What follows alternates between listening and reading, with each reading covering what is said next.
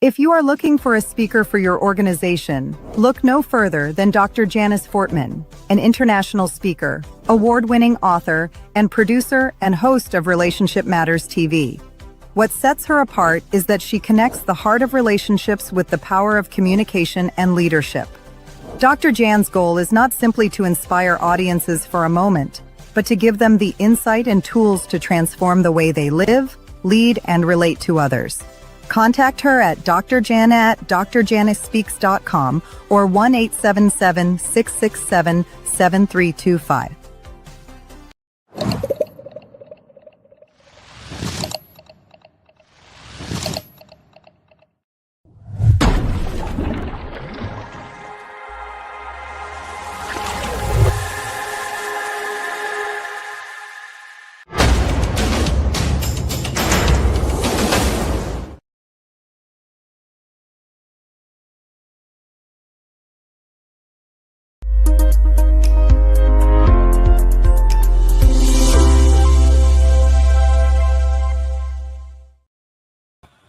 Good morning, good afternoon, good evening, wherever you are in the world. It's Dr. Jan with Relationship Matters TV. Hope everyone is having a beautiful and blessed and prosperous day wherever you are in the world. I am not going, I used to get on my soapbox, but I'm not going to do that today because I want to bring my guests right in. So let me tell you about, and I want to pronounce her name right, but if I don't, I want her to correct me. It's Efrat. We're going to talk about embracing the shadows, healing fear, trauma, and finding your way out. So let me tell you a little bit about her before I bring her on. Now, I want you to do this. We all know that most of us have experienced trauma, are experiencing trauma, or just know someone who has experienced trauma. So what I want you to do is go get them and either go on my YouTube page or Facebook page or Amazon or whatever, because you want to hear this. And you want to service them by letting them watch or listen to this. So let me tell you about her. She helps those who are feeling overlooked by traditional recovery narratives to discover practical tools for emotional awareness so that they can heal at their own pace. That is so important. She provides trauma-informed insights that empowers listeners to navigate their experiences alongside their trauma, rather than seeking to fix it quickly. And she has a background as both a trauma survivor and a medical professional. Efrat offers a unique perspective that blends lived experience with expert knowledge. So I want to bring her in right now because I don't want you all to miss any of this. But wait a minute.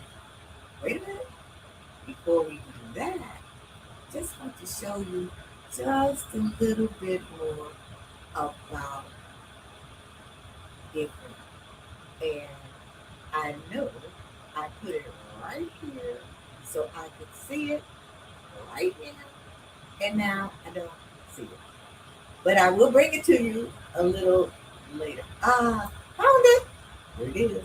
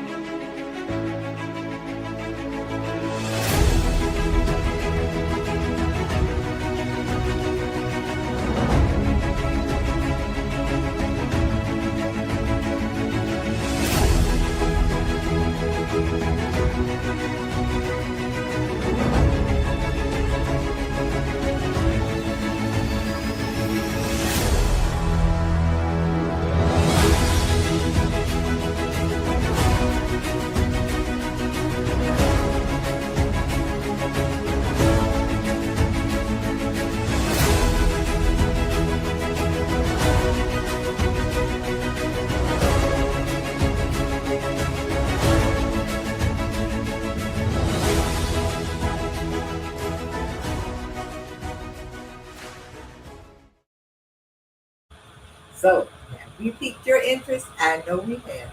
So, let's bring on Efrat. Hi, Hello. Dr. Jan. How are you? I'm doing just great. How are you? I'm feeling blessed and grateful. It's same here.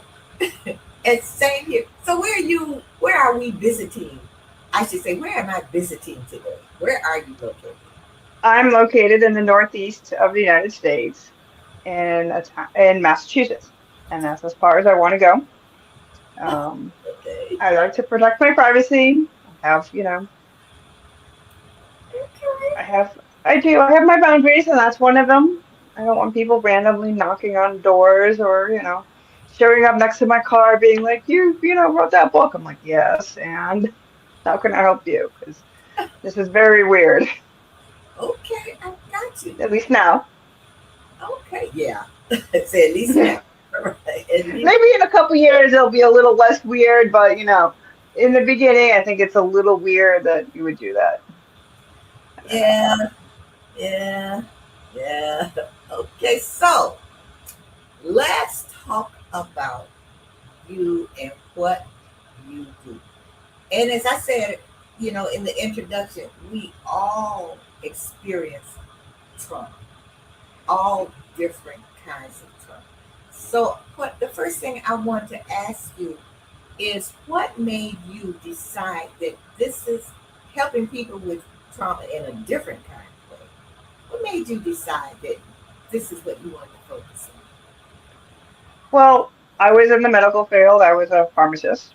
I had two medical licenses. I gave them up. They're expired because I have my own trauma and I'm not able to take medications. I had horrible side effects. I have a full list of medications I cannot take at this point from the side effects. I've tried, I feel like everything underneath the sun that's been FDA approved for trauma. I still have nightmares some nights. Um, I still have flashbacks. They're not as bad. I'm functional. I have a full-time job other than the book and talking to people like yourself um, and my social media. So, I found that there's a gap between what people, they're told online. They're told things are, oh, look, do this treatment and it'll magically go away. And I'm like, no, it won't. It's not going to magically go away. It's not like you're going to sit there and do this exercise or read this book or do this treatment and it's like 1 minute you have the trauma and the next minute it's gone. I mean, there is a subset of people that are like me. I'm not alone in this journey, who have, you know, who for whatever reason their brain chemistry, their trauma is not letting go. They have other things, concurrent other, memories that have nothing to do with the trauma, but got sucked into the whole trauma thing. And it's just, things are interlooped and you're just like, you're trying to build a meaningful life and you can't. And you're, going from one thing to another, hoping that this thing works. And then you find out that, oh, wait, it's going to bring up memories. And now what do I do with these memories and feelings? And what do I do? Like you're still kind of dealing with it because, the body remembers. And I don't care how you describe it, whether it's memory, smell, sound, certain faces, certain looks, certain clothing, certain combination of clothing,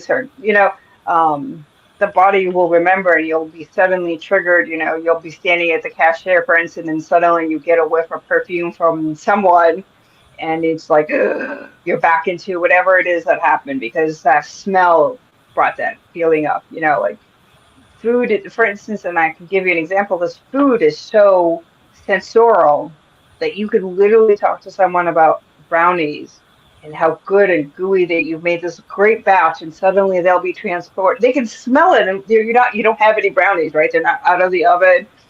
But the person you're talking to, the person you're talking to is like, I can smell it. My grandmother, my aunt, I made it. My mom, whoever it is, my sister, my girlfriend, my last boyfriend, my husband, whoever it is, and they can smell and they can feel that the brownie melting in their mouth and the taste of that chocolate, and they're like, oh God, I just want to go buy some chocolate because I need something because I have that I remember that. I remember that smell, I remember that taste, and it brings them back all these memories. And it's the same thing with trauma. You kind of it's similar. So you get all these things that will tell you, do this thing, they'll go away. And I'm like, I'm kind of skeptical, kind of, no, I don't think so. You kind of have to learn to live with it because you have all these other sensors and you have all these other inputs in life that's going to kind of bring you back to it, whether or not you're healed and you don't, it's gone, but you're going to have some sort of a reaction to it. And the question is, can you name that reaction? How do you feel? And can you either not react to it or react in a different way, which is sometimes what you have to do. So one thing you said that, and I focused on this about this quick fix. We try to fix it, Right. but one thing you said is living alongside of it. How do you do that? You make, I mean, I don't want to say you make peace with it, but you kind of realize it's part of who you are. It's like, how can I explain it? When and this is going to sound horrible, but I can't explain it any other way. But when you've gained weight, you've gained all this, your skin expands and then you have this extra skin on you. And then when you lose the weight, you kind of have this extra skin on you because the fat went somewhere. And then when you lost the fat, you had to go, you still had this pouch where the fat was. And so that's kind of like trauma in my opinion. It's like your skin, it expands and it grows back and your skin will eventually, smooth out from wherever you lost the fat. You might have some stretch marks from it, but you'll have that kind of like little bit of a reminder that, oh, I had stretched my skin out. I was a little chubbier, I was fatter, I was fuller, however you want to explain it, or describe it, but it's there. And you can make the choice of once you get over the reaction and you kind of process it in a way, you kind of be like, oh, they're there. It's kind of like a stretch mark in a way, in a metaphorical kind of sense. It's like part of who you become because it's changed who you were or who you thought you were to someone else because you're no longer that person anymore that was before the trauma. And again, it all depends on how big the trauma was. Some people two people can go, I explain it this way, two people go through the exact same experience in the exact same time. One person will walk away and be like, whatever. And the other person will be frightened, scared, anxious, and and traumatized. Yeah. So what the difference is how how they process the event, from where it is they came from. Because they both have two different backgrounds, Yeah. even though they were in the same place at the same time when this traumatic event happened. Yeah. So I'm, I'm thinking about something, and it's not. Well, I don't see it as a big trauma, but it's a trauma in a sense. Um, my husband and I went to Mexico, and he ate some guacamole, and I mean, just became. I mean, he was really. I mean, throwing up from both his Ooh. out, and I mean, just sick. Okay, and from there, I don't care what. If it says guacamole, I mean, he's just like, oh no, no, avocado, oh no, no, no, no. Okay, that's him. Now I have gotten sick off of that, and I'm like, okay, well that's over. Right. Guacamole, oh yeah, I want some. It's delicious, and so it's like you said, two different people, two different reactions to the same thing. So I just do something light, but it can be something really, really heavy. And so, why do you think people respond differently to the I same think well, so I guess, so it depends on how they feel, right? So a lot of it's like a bodily function, right? I, for instance, don't like to vomit.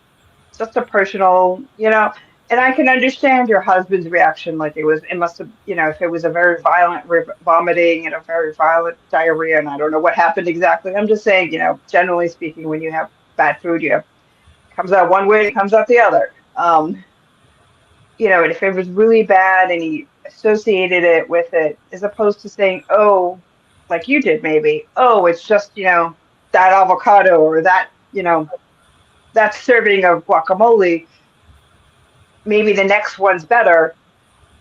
It's two different feelings and how your body feels to it, right? So one felt like it was very violent, it was very upheaval, it felt like there was probably no end. It was disgusting, gross. I mean, whatever he wants to, adjectives he wants to use, and you're just like, yeah, violent, it was violent, whatever. But it came and it went, and it's like a storm. You didn't see it as a prolonged thing, so you're not afraid of trying another serving of guacamole. Okay. Your perception is much different based on how your body felt and Yeah. how you perceive. A lot of it is perception, and from what I understand, from what I feel trauma is. And I'm not saying it's not. There are very traumatic, people consider very traumatic events, and it's not all bodily functions. It's sometimes, their homes were destroyed and suddenly they were faced with things that they've never thought they would have to face. Yeah. And for them that's, their home had a lot of their possessions, a lot of their memories. And another person can say, oh yeah, there was a huge whatever storm, tornado, tsunami, um, earthquake, and yeah, I lost all my home possessions, but I'll get another home and I'll rebuild myself and I'll build all new memories. Whereas one person is clinging to it because they were so dear and near to them. So it's kind of one of those. It depends on what meaning you add to it Okay. as well. You know, I've read stories of veterans who came back who, anytime they hear like a firecracker, for instance, they think it's a gunshot somewhere, and you're just looking at them like there's no gunshots. But to them, their perception of it and what they hear are two different things. So, is that what you work on? Do you work on perceptions? Do you ever do that? On myself, Well, with your clients, with yourself. I don't take clients. I work on myself, and then I kind of try and help people by teaching them. Yeah, that's what I mean. Like, So, like, I've noticed a lot of it is perception, at least in my opinion, and from what I've seen. I'm not saying that, how your body feels is negligible. Oh God, no, you should definitely know how your body, you should definitely feel your inside of your body and how you feel inside of your body. Like you should feel comfortable and that's your home. You should be able to be calm in that, and safe. Um, and you should have, um, an idea of what feels right, what feels hot, cold, warm, well, if you're hungry or not hungry, that type of thing. But I think a lot of it also is perception. Like, am I hungry? Like for hunger, for instance, or for avocado. Like, do I want avocado today? No. Have you talked about it? Yeah, I know what avocado feels like. It tastes like when I eat it. Am I craving it? No. But I understand you're why you didn't get, traumatized per se from having that guacamole, even though you got sick. Whereas yeah, your husband, felt I can empathize with it because I've had violent, upheavals of food come out and I'll be like, oh, I don't want to eat again. But then you eat again and you're like, exactly. well, it might have just been a bad blueberry or a black cookie or, whatever it was that got me sick in the first place. It had nothing to do with every cookie or every blueberry or every avocado, you know, it, Right. you So, can, I mean, you can put a blanket on it and it does help in the recovery process because you can then say, you can go from the greatest to the smallest rather than say, but it all depends again, perception, I guess. so in your content, you have described fear as paralyzing, It can be. yet, yet, it's always a way out. There is always a way out. What are some of the ways out? Unfortunately, you have to face your fears. And so how you do it is, again, dependent on the person. Some people will not be able to do anything because they're so afraid. And I've had patients who were like, I can't, needed medications, like medication on top of medication just to like get out of the house to go to the doctor. Like to them, that was like the biggest, thing that they've ever done all day. That was their big errand all day. For them, it was, for someone else, it might just be like, oh, I have to go to the doctors and, whatever he says, that's fine, he or she. Um, and again, I don't, a lot of them, I'm not saying my patients when I was a pharmacist didn't have life-threatening life problems. They did. A lot of them, you don't come to the pharmacy because you're healthy. Right, It's one of those things you don't see a medical professional because you're totally healthy and you have nothing wrong with you. right, Um, right. and the more we acknowledge that we have something wrong with us, that we're not perfect, um, I think the easier it is to deal with it. And I think a lot of the fear comes from not being perfect for one reason or another. And that, is a fear we all have. And a lot of that fear comes from the fear of being abandoned or being alone. Yeah, yeah. Excuse Okay. me. And Yeah. so it's like people, um, you know, are you afraid of being abandoned because you're so ugly? You're not, then it becomes kind of a never-ending story where you're paralyzed by your fear, but you're not doing something about it. Okay. And so, like, I always talk about it in tiny steps because you have to do it in tiny steps. There was a period when I was doing treatments and I was going to work full time and it was just got overwhelming. And which is one of the reasons I let go of my licenses. It was just too much stress in pharmacy. Like I was always dealing with sick people and I had my own trauma to deal with. And, it was like I would go from one stressful situation to another stressful situation. Um, and so I found that the easiest way is to just take it a little bit at a time. So saying, okay, I can get up, I can go to work full time, but it's not necessarily in pharmacy anymore. I'm still working, I'm still functional, right? I'm Hmm. still able to get up out of the house. I can do what they consider activities of daily living.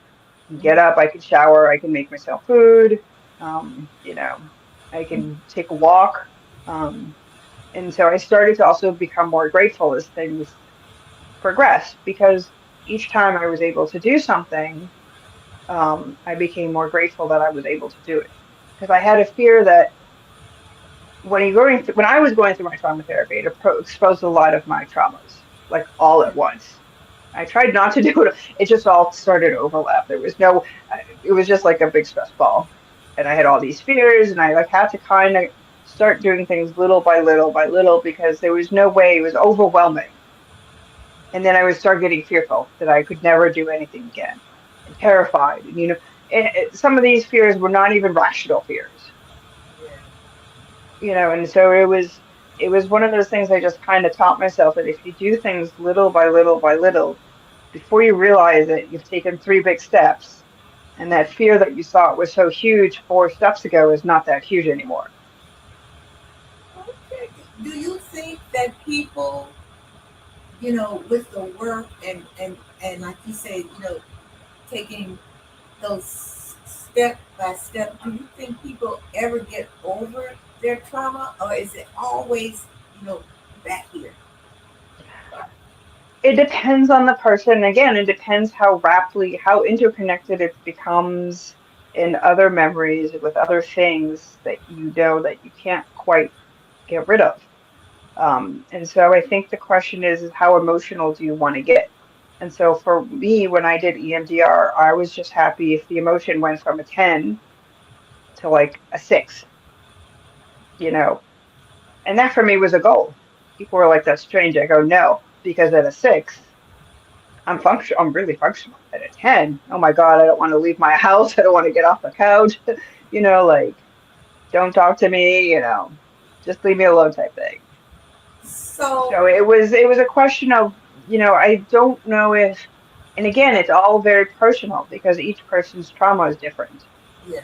Each person's perception of their trauma is different, and each person's background is different. The other thing is you also have to let go of a lot of things. Like I never really defined myself as a pharmacist, and I had to let go of me trying to explain to people who wanted to define me as a pharmacist or a medical professional that those weren't my people. Like even if I thought they were my people, they're really not my people because they were basically putting me into a box and said, this is what your life should look like. And I'm like, yeah, but that's not my life. That's not who you were. That's not who I was. Even as a pharmacist, I It never was, said, yeah, it was what I you never, do. It was what it is you what I did. It was my job. yeah. It was my job. And people were like, but I don't understand. I go, because I have a life outside of work. I went skiing. I was an avid skier. I knit. I took art classes. I cook. I learned how to cook really well. Um, I did other things and I would go, well, you didn't know, but I would go driving to all kinds of places in New England. And I would just be like, oh, let me take a road and see where it takes me type thing. As long as it wasn't snowing or, raining heavily, let's go. Yeah, gas was also much cheaper that time, those days. um, Now I double think whether or not I want to just take a 4-hour road trip. Yeah, yeah. Um, We all kind of think, we all rethink that you're sometimes. yeah. Um, it's one of those. I had a roommate long time ago, and I had some days off in the middle of the winter, and I was like, oh, I feel like it was before the Canadian borders got really strict, and you could just go over with like I think it was a driver's license. I think I still took my passport. I was like, oh, I'm going to go out to Canada for a day, couple days, 2 days. She's like, are you nuts? I go, yeah, I don't care. I have 4 days off. I don't want to really, I can afford it right now, and I want to go see. I haven't been up to Canada in years or whatever, ever. So I took 4 days. I had my 4 days. I drove up one day, took 2 days of walking. I don't speak French, mind you. Okay. In Montreal, purely almost all French. Right, right, right. But still, it's an adventure. It was an adventure, and my roommate would look at me like I'm strange, and I just popped up another head on my head. And I'm like, but it's fun, like it's something to do I mean, it's not, it's an adventure. I get to go learn new things and totally be uncomfortable and it's fun. She's like, no, it's not. I'm like, yes, it is. So let me ask you this: in your journey, has what happens like if there's a trigger, if you're triggered by something? do you have to start all the way back to step one? Okay, okay. So you can, like, okay, step one was just being able to get up out of bed, let's say. I'm just, We'll just So, say, yeah. yeah. So, but step 4 or 5 was like driving to Canada. So, so if you're triggered, it's with you, and I'm just wondering, with what, like you said, it depends on the person. Did you have to go back to step one, or you could go straight back to step 5, so to speak? So to speak, it's kind of one of those that I'm at the point where I'm like, well, what triggered me? What can I cause? What caused the reaction, first of all? Am I still, in my sleep processing through things, which is a possibility, happens a lot because during sleep you do a lot of, your brain does a lot of rewiring itself. Okay. Um, in my opinion, I mean, I'm not a brain person, so my brain, what happens at night is it rewires itself, it processes through things, and it says, oh, now this is time, this is what we're going to do from now on, or we're going to try. Because you've learned your lesson or you've gone over that, whatever that hump was, and it's time for you to kind of keep going. 2 steps back, 1 step forward type thing, or yeah, So two I steps think, forward, 1 step back. Sorry, 2 steps forward, 1 step back. So it's like, oh, I named it, it's there. I try not to let my emotions get the best of me. And I can sometimes just go, oh, I'm angry at something that's going through whatever it is in my head, and this thing that triggered me at work because it made me feel this way. And that's, I'm like, oh, okay. It really had nothing. Again, things are so interconnected sometimes that you're just like, I'm not really sure where the connection is from. And I'm talking to myself and I'm like, but that's the connection and that's what I'm going to go with. And that's a stupid connection. Not a, that's not a connection that should be there. So the next time this happens, I'm not going to let it trigger me as often as that. I'm just going to be like, oh, I'm angry because this happened again. And I'm going to be like, oh, I'm angry, a little bit, huffy puffy, and I move on to my life. And you know, I don't get overreactions and stuff like that for a lot of, I try not to get overreactions for a lot of things anymore. You learn to kind of let a lot of things go. Um, and I think part of the process is understanding that you're not perfect and you're not going to, um, you have to learn to disagree to agree, which is the most paradoxical, contradictory thing in the whole world, but that it works because it literally will save or break a relationship if you can agree to disagree. Okay, because I've gotten to the point where sometimes I just agree with people because I'm like, you know what, that's your perception. Knock yourself out. I don't agree with you. And I don't have to say I don't agree with you because if you start saying you don't agree, they're going to start arguing with you more to make their point. And I just let them be because I'm not going to change them. There's a serenity prayer that says, yeah, give me, God, give me the grace to change the things I can't, to yeah, change the yeah, things I am, to know that there are things I need to change, the courage to change those things, and the wisdom to know when I can't or can't, and right. the wisdom to know the difference. And so you have to kind of like remember that all the time because it's like I'm picking battles with things that may or may not actually make a difference in my life. And whether or not I have an agreement or disagreement with someone, and because you've triggered me, and I want to set a boundary, but the boundary can't be this strict, and you've started getting into these nitty gritty things, and you're like, I'm just going to agree to disagree because that's so much easier. And it's easier because it saves a relationship, or it saves, even if it's saving a relationship with yourself. And that's sometimes the most important relationship you have to save. You answered my next question. Oh, I'm sorry. I was not trying to read your mind either. Wait a minute, I thought, is she reading my mind? No, I'm not. I just say, just things that you talk about when you talk about trauma and living with it, because you realize that life kind of goes this way. And the minute you start accepting serenity, you also start learning. I mean, I had a therapist, God bless him, um, he literally was the sunshine of, I'm like, how the hell? And he's like, and because he had his own trauma. And I found that a lot of trauma therapists have their own trauma. That's why they become therapists. That's why they become trauma therapists. And sorry, my earpod keeps falling off. And he was like, I just started to become grateful, and I started with the tiniest things, and I was like, there's a little spectacle about it because I'm like, oh, I don't know, I'm like the most negative person in the world, but I'm, having all this negative vibes right now, so maybe it'll work, and so little by little, and I mean literally the tiniest thing, I'd be like, oh, good, I was able to, my stir fry came out good. I mean, I would literally find like this. I mean, it sounds stupid, but it was the thing that started me on my path to gratefulness, and the more you do it, the more, and it takes a long time. People don't understand that it takes a long time, and I kind of did it interconnectedly with my tiny steps. And I think that's what helped me get through my tiny steps is the two steps forward, the one step back. And when you step back, you want to go, oh my God, it's the most awful thing. And I'm just like a front. It's not the most awful thing. You move one step forward. You're still plus one. It might not be the best plus one, but it's still a plus one step Right. forward, right? And it's not easy, but it's, the way I've learned to kind of live with my trauma because it's there. It's become so interconnected with a lot of things. And it took also a long time for therapists, for people to diagnose me with PTSD to get that right therapy. So it was, and that's the other portion of the problem is that it looks like other problems when in essence you might just be dealing with some trauma. And by the time you get to the trauma diagnosis, it's so long, you've got so many anxieties and so many fears that it takes, a lot longer to kind of recover. And I think uh, life is a journey for me, and I'm a Buddhist, so there are going to be ups and downs, irrespective of whether you have trauma in life. You're either on the top spoke or the low spoke of a wheel of life, as they call it, the wheel of life.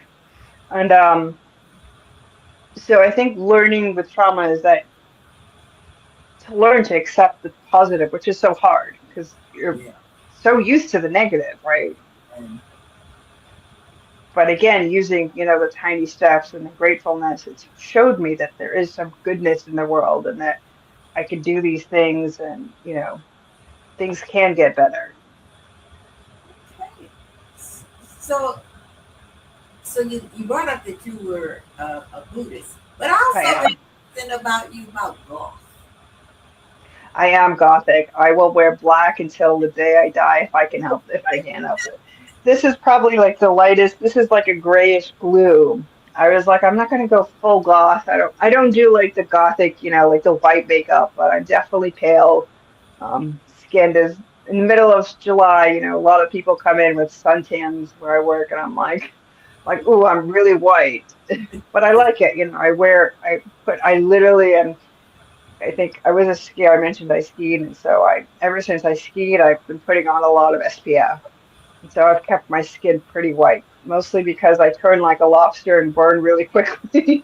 Very well. I understand that. So let me ask you this, because I'm curious really about this. Has embracing golf, has that helped you to process, your trauma, your emotions? Has that helped? It has because I've noticed that goths are very accepting. If you look at the goth culture, it's very varied. So we've got our very colorful anime type gothics, and the other side you've got your very dark, the whole what people consider gothic, right? With the full makeup, you know, Yikes.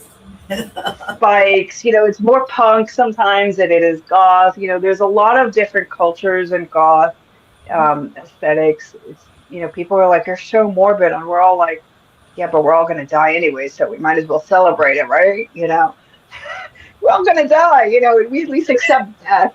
It is there. It's, we're not gonna deny that death is part of our life because it is. Because it is. I had two parakeets, and they've both been deceased for quite a number of years. But my God, I miss them some days. I miss their little chirps. But death came. They were older than most parakeets, probably. They were both almost 9 when they passed on.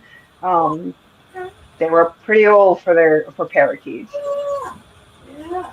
Wow. Um, We're little budgies, parakeets, and we kind of accept that death because it's a part of life. You born, you die. It's the question is what do you do in between? Um, Okay. Okay. So, I'm just curious, not anymore about God, but about trauma. First, people have to accept that they have trauma. Do you find that a lot of people dismiss it and and say, oh no, I mean, they don't want to think about it, and so they don't accept the trauma? But don't they have to accept it first that they were traumatized by whatever, and then they could start working on it, or I yeah, or living. Okay, so let me back up because don't do you think that some people, when you say living with it, they live with it because they deny it? That whatever happened. I think there's a two-sided point to this. Okay. And the only way I've been reading a lot of different books lately, and somewhere I read, and it's true, if you think about it, the more you think about like a person or a thing, right? Your brain kind of can't let go of it, right?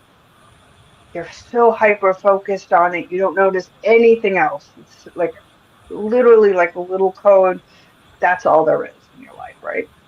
So you could do that perception where you've acknowledged it, not necessarily acknowledge it, but you know it's there, but you're not kind of acknowledging that it's there, right? Because you're hyper focused on whatever it is. That little point, you blocked everything else out. And then you get the ones that accepted it, but then they notice everything else, right? Because once you accept that something's there, you're not hyper focused on it anymore. Okay. You can kind of become aware, in my opinion, of things like what your bodies feel like. Are you hungry? Are you thirsty? Are you hot? Are you cold? Do you feel tingling? Do you feel pain? Do you feel all these different type of things that we describe, right? As in our body functions. What do you see in your surroundings? Do you see, like in the morning, for instance, birds chirping? I love listening to the birds chirp in the morning. It's probably because I had two parakeets. Um, do you hear the birds chirping? Do you hear the wind blowing? Do you hear other people around you? Because you're not so hyper focused on it. You know it's there. You've acknowledged that the elephant per se is in the room. Okay. So you're not focusing on looking for the elephant because you know it's there. Okay. I don't know if that makes sense. Kind of. So I can't speak for what other people feel. But with you. With me, the moment I accepted that it was there and it was acknowledged publicly, even I think it was acknowledged in my therapist office. Um, it kind of like I was like, oh, I have these fears now that I have to deal with. Okay. And it was kind of like, okay, I have to go step by step. I had to figure out ways to deal with these fears that I suddenly had. I could acknowledge that I had fears. I wasn't living in this little like bubble where it wasn't existing because it was there. I knew it was there. We knew it was there. It was acknowledged. Yeah. Its presence was felt. Yeah. And then therefore I could tell you when the presence is more severe, or if it's just, oh, it's just there. Like the elephant that's in the room that you see it, but you don't have to necessarily acknowledge it all the time. Right. So, how did you find your therapist? And how do people who are experiencing trauma or who have experienced trauma and they need support, they need help, how do they go about finding someone who really works with it, like your therapist really has worked with you? So I usually go to psychologytoday.com. And so it's a psychology, it's a book, it's I think an association or a website for psychologists, but there is a section that says find a therapist, and I forget where it is on the website. But there is a section, and if you look, it'll pull up therapists in the area. You can filter out male, female, religion, speaking what languages they speak, what insurance they take, gender biases, anything, basically almost anything under the sun that you can think of, they are there. And then I always call them to see if they're actually taking my insurance, or if they do sliding scale, or whatever the situation is at the time. I know BetterHelp exists, and that didn't exist a couple years ago. I'm assuming that it's probably the same type of website, similar setup. Yeah, I'm not sure if they take insurance or not. I haven't browsed through their website myself. Um, but it's due to the pandemic, there's a lot more virtual conversations going on now with therapists, which I think is great. Um, and you probably again can filter by insurance or sliding scale or cash or, gender biases and however you feel comfortable. Or, sometimes they will filter through treatment modality. They know EMDR or they know CBT or they know DBT or they know all of the above or they don't do that. They do, they're all kind of like there. Um, so that's usually how I find the therapist. If that fails, I go through my insurance. Okay. I mean, I just call up the insurance customer service, and I for whatever reason I can't use their website, Okay. technology, and that on their websites for some reason never. I always get flustered, so I talk to a human being. um, Got it. I talk to a human being. I'm like, listen, I need a therapist. I'm in this zip code that is on your list. Give me a couple therapists, and I always call to verify because a lot of times therapists on the list for insurances don't always. They're on the list, but they're no longer active for whatever reason, or they don't want to take so many patients from that insurance. I mean, everyone has their own kind of Yeah. criteria and thing that they do, and therapists are included in that. So I always double check by calling the therapist. Sometimes they're no longer in the practice that they're listed. Yeah. No one knows where they are. There's like hundreds of things going on for people. Um, so I call the insurance company and I find therapists that way. And again, make phone calls to see who's available, who does what, and what's going on. Um, but once you find a therapist, I find that if you find a good one, it's it's good. You have someone to talk to. Um, you can kind of acknowledge things in that room, whether it's virtual or an actual physical room, um, that you need to talk about regarding your triggers or what's going on in your trauma. Sometimes they have different skills. You say, I want to learn the skill because I'm kind of trying to go through these steps. Trying to go through these tiny steps in my life. And this is where I'm at with the skill and I need help, getting through the skill. And they're more than happy to help you along with whatever else it is that you need for your therapy. So, and some of them have groups, depending on the therapist and the setting. So Are you in a group or I just am not in a trauma group. okay? Um, I've done DBT groups in the past. They're very, it's group settings you learn a lot of interpersonal skills. I Okay. mean, that's the only way I can explain it. You really do because you learn that you're not the only one with this trauma or whatever. Everyone has their own different trauma. And for the Yeah. most part, you're not required to explain what you went through while you're there. You're just there to learn a skill or to, be in a group setting.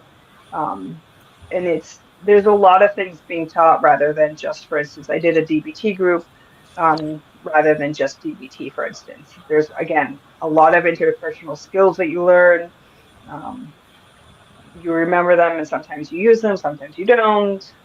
Sometimes you recall something that you did that you were proud of and you could do it again, type thing. So groups are good for some people and they're not good for others. It also depends on the availability and whether they're open spots and what, like DBT runs, I think it's like 6, 8, 12 weeks or something like that. And you can't go in, for instance, in week 3. You have to wait for them to finish their cycle and then you can go in and do it. It depends on, like you say, whether or not you feel comfortable sharing. Right, in that as well. Yeah, because I would imagine that some people prefer one on one, whereas other people, depending on the person. But am I pronouncing your name right? Efrat or Efrat is fine. I usually go by E to not fluster anyone because it doesn't. Dr. E. Dr. E, I just it's not making it's just making people comfortable, and I know how flustered some people can get with certain names, so I just Dr. E is fine. We're running out of time, but I really want to congratulate you on your journey, really, Thank you. on your journey, and you really have, I see you really have worked. And all of the things that you said, I'm really happy that you said that. And I know you're going to give, what you said, you've given value to people because, but like you said, it's like you got to go step by step by step by step, and not like, okay, I'm just going to get over all of this right now. And Right.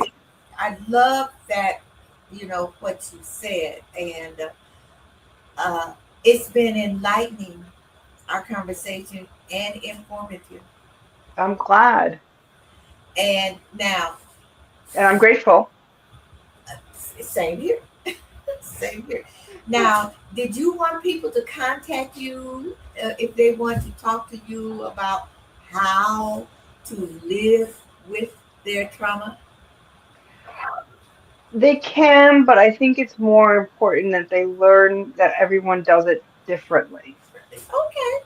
Because I've had people read my books and leave comment reviews on Goodreads and on Amazon, and So, what's the name of your book? every living with your trauma ideas and suggestions for daily living.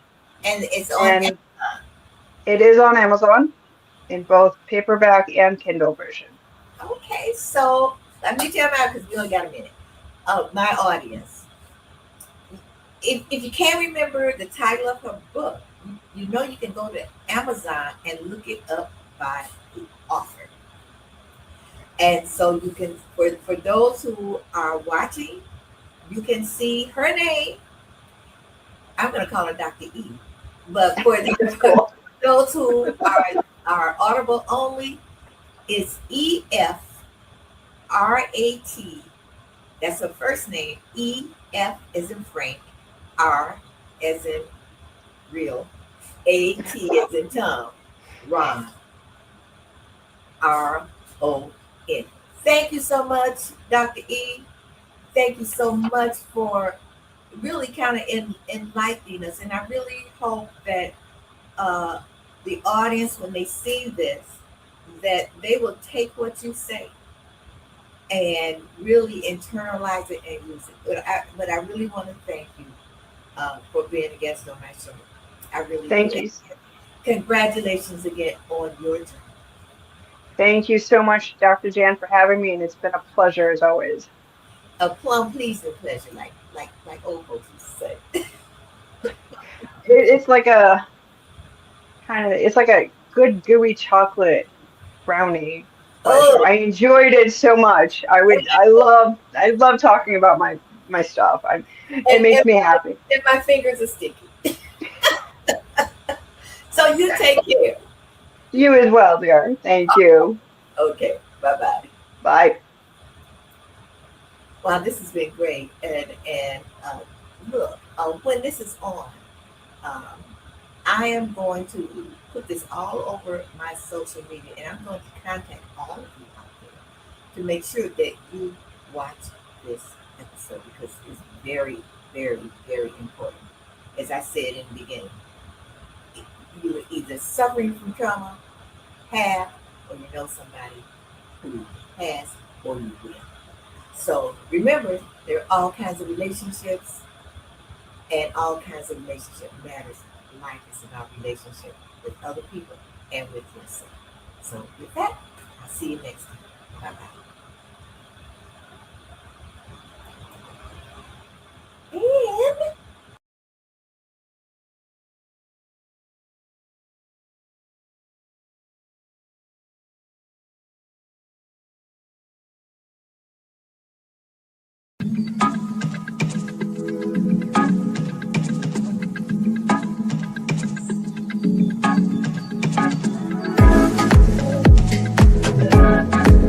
And